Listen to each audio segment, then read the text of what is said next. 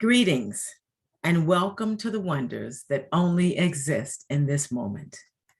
Thank you for joining us at Unity Chicago South today.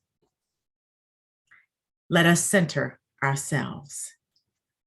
Just for today, we will keep our minds filled with possibilities and not obstacles. We will keep our conversations filled with the good we deserve, and we will watch this goodness engulf us. Just for today, nothing will be impossible. I'm Reverend Stephanie Wilson-Coleman, and it is a pleasure to be here with you today. This month, we are celebrating the spiritual principle of life, while at the same time, we are celebrating the birth of Jesus the Christ. The disciple is Judas. He represents the cleansing of selfishness, allowing the life force to flow to every part of the body. The corresponding color is red, and the location is the reproductive organs. As always, my message is intended to be a message of hope, one that will inspire you to rethink what is possible for your life and to inspire you to believe in your inner star, to carry you to places you've never dreamed possible. It is the Christmas season. It's one day after the birth of Jesus. Now, no one really knows the birth of Jesus. However, the traditional date of December 25th goes back as far as 273 AD. Luke 2nd chapter 11 verse says, "For unto you is born this day in the city of David a Savior who is Christ the Lord." The holidays are also synonymous with peace, love, joy, and goodwill towards men. Metaphysically, we celebrate Jesus the Christ, which represents a level of consciousness. Christmas Day represents us being born into our Christ consciousness. It's during this time our lives are filled with excitement, joy, fun, family, and friends. But today, the day after Christmas, we find ourselves experiencing the Twas the day after Christmas. Luke 2nd chapter 39th verse says, "When Joseph and Mary had done everything required by the law of the Lord's, they returned to Galilee, to their own town of Nazareth, where the things of the Spirit of God are considered foolish." Jesus was born in a stable because there was no room in the inn. And we know that the inn represents our minds that are usually filled with thoughts that keep our minds so full that there is no space for spiritual thoughts. And in spite of all the signs and symbols that knock on our consciousness, we slip back into the practice of ignoring them and doing the same things we were doing over and over and over. But we always expect different results. Einstein defines this as insanity.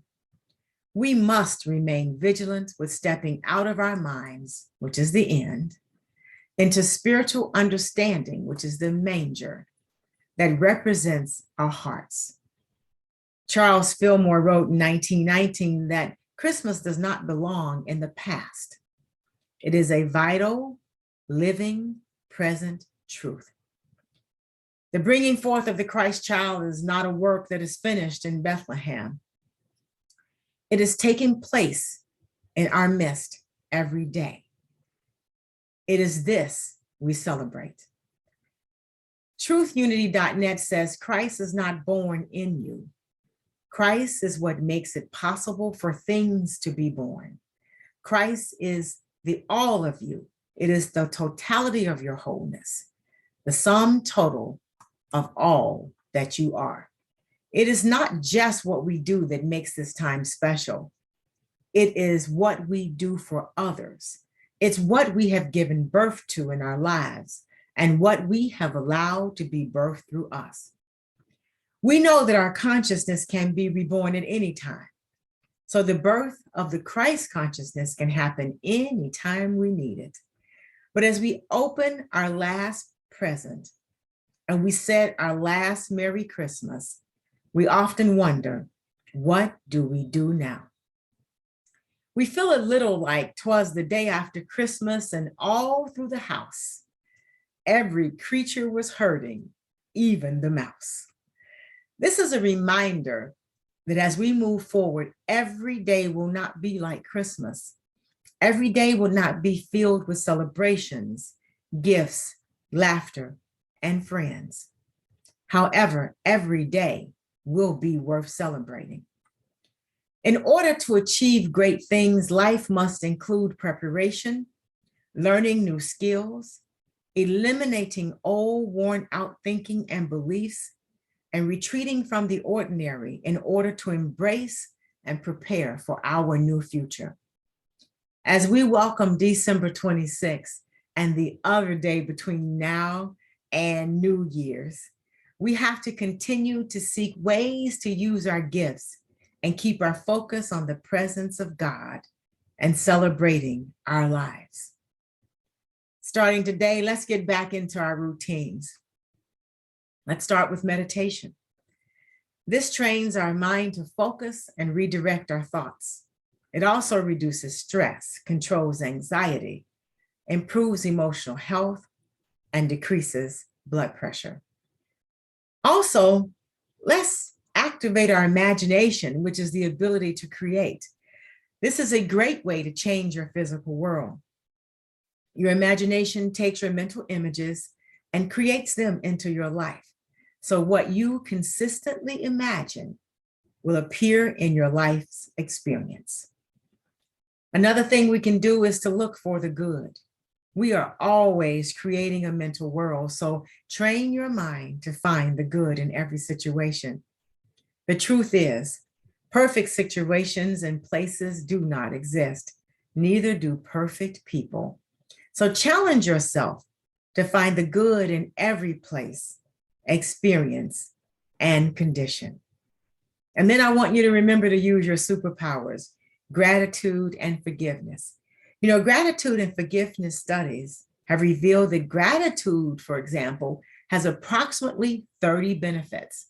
So a daily practice of gratitude will help you become more optimistic, improve your decision-making, reduce stress, reduce your blood pressure, help you recover from substance misuse and depression.